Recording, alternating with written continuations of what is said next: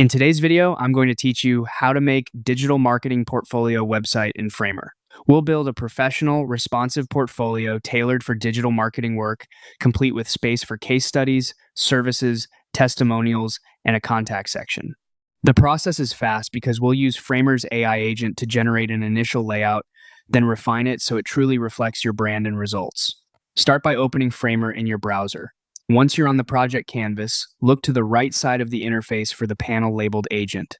This is Framer's built-in assistant that can draft pages and sections from a plain language prompt. If you don't see it, expand the right sidebar so the Agent panel is visible.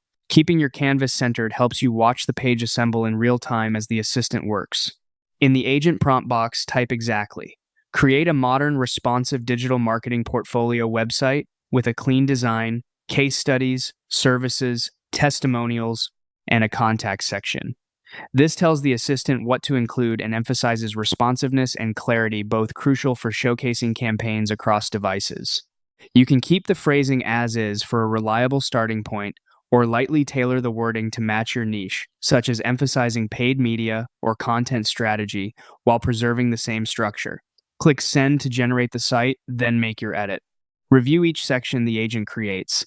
Update headlines to express your value proposition, replace placeholder text with concise service descriptions, and swap in project images or mock-ups for the case studies. Keep testimonial copies short and credible, and be sure the contact area includes a clear call to action. As you tweak, check spacing, contrast, and font scales so the design remains clean. Use the device preview to confirm everything looks great on mobile and desktop. When the content and layout feel right, you're done. Your digital marketing portfolio is now organized, readable, and ready to share.